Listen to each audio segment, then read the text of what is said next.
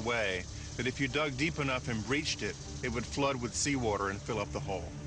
The only way to recover this treasure or whatever's down there would have been to know exactly where the tunnel was and know how to dig around it. Though it has been said to contain everything from Captain Kidd's treasure to the Holy Grail, descriptions of the pit's elaborate engineering and mysterious carved symbols convince many that it is of Templar origin. Whoever designed and engineered this pit had to have some exceptional knowledge of structural design. Though some maintain that the money pit is nothing more than a sinkhole, thousands of dollars have been spent and 6 lives lost in the years since its discovery. The first worker died in 1861 when a boiler exploded.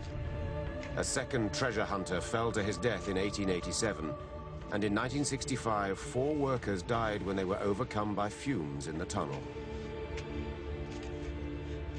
Legal wrangling between 2 Oak Island property owners brought exploration to a halt in the 1990s, but the impasse may soon end. 2 men now in their 80s have recently agreed to resolve their years of arguments and have decided to sell the island to new interests. And so a whole new generation of people are going to be looking around for that treasure. The saga of the Oak Island treasure, like the legends of the Templars themselves, refuses to die. In terms of the medieval era, the mysteries of the Templars just won't go away. They were the rock stars of their time. They were famous, they were powerful, and they disappeared. And we're just very anxious to know what happened to them. It's a fascination that has only grown during the past 2 centuries. In the 19th century, the Masonic guilds of skilled craftsmen adopted the Templars as their own. They incorporated Templar symbols and traditions into their own secret ceremonies, purposely blurring the line between the Templars and Freemasonry. A lot of the Masonic movements claimed Templar pedigree, saying we're descended from the Templars or we're the new Templar. It was kind of in the air in the 18th century. A lot of anybody who was anybody was claiming to be a Templar or descended from that tradition. Others have mined the Templar legends as well. In the 19th century, Sir Walter Scott portrayed them as villains in Ivanhoe. In the 1960s, Satanist Aleister Crowley claimed them as fellow devil worshippers. A decade later, the Templars rose from the grave as zombies in a series of Italian horror films.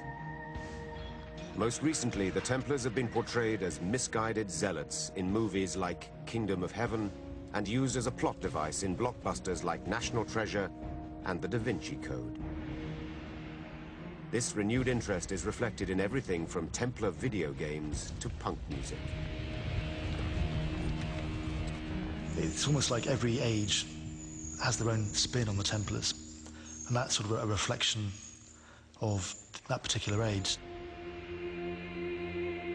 Why, after more than 7 centuries, does the investigation and the speculation continue?